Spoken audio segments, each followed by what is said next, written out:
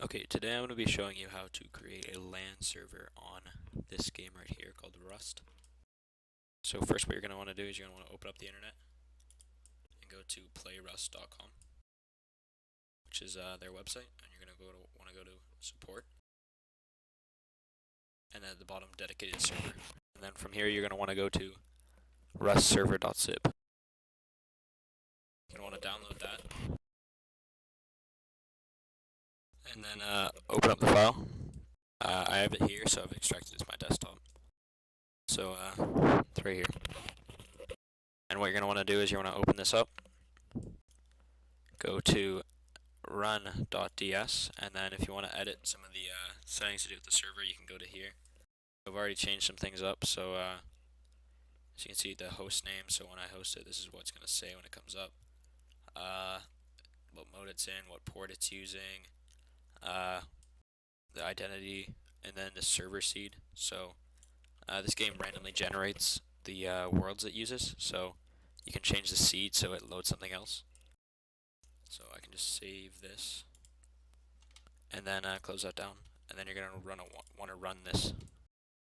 Pops up with this command prompt here, and it will start downloading the files. This takes a while, but I'll cut that out so you don't have to watch it. So it just checks the updates.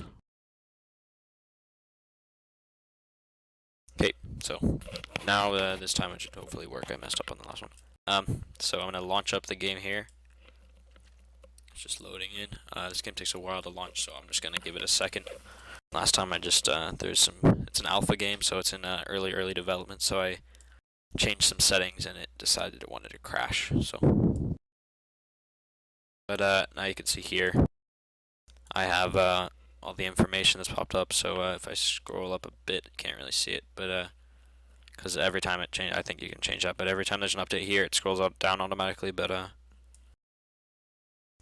here, it says the seed that we changed it to. Here it tells you the name that I changed the server to, and then all the information coming in and out of the server. Okay, so now the game has started up. You're going to want to press F1 to open the console.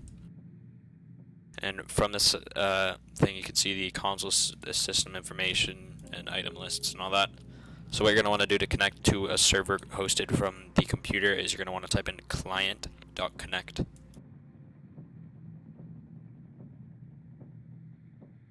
What this basically does is it connects it to the local host. So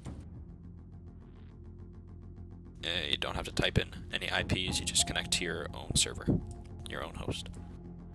Now this takes a while to load in as well, so I will likely skip this part. Okay, so now it's loading in.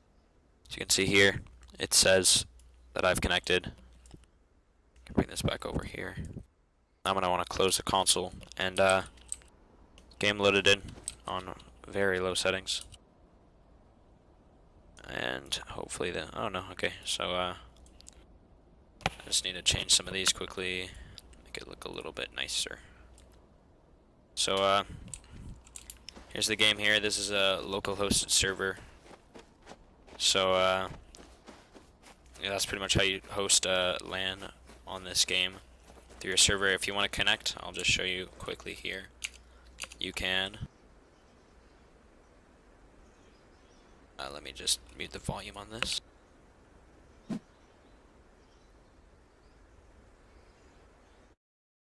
Okay, so you can go down to your Windows bar.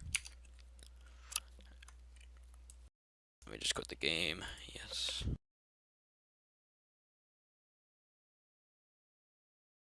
So you can go down here, the Windows, go to Settings,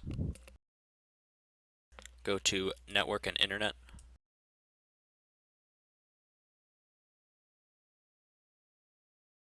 And then you can,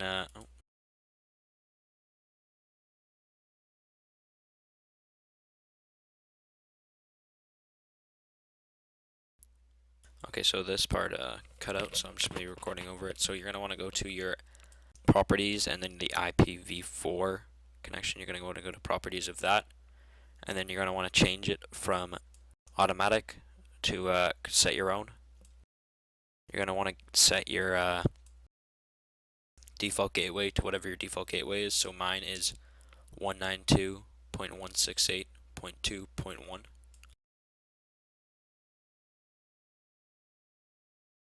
And then what you're gonna want to do is set the IP that you want. So you're gonna type in the same default gateway, but instead of doing a 1 at the end or whatever it is, you're gonna change it to whatever your computer wants, like whatever you want it to be, whatever number you want it to be.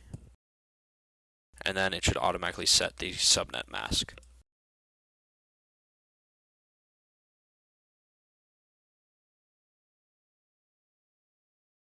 Close all this down. And if you wanted to go to another computer, you'd have to do the same thing, but with a different connection. And when you go back into your game, instead of typing client connect, you type in connect and then the IP of the other computer. And then you've connected and you can play together. Thank you for listening, and that is how to set up a Rust server over a LAN network.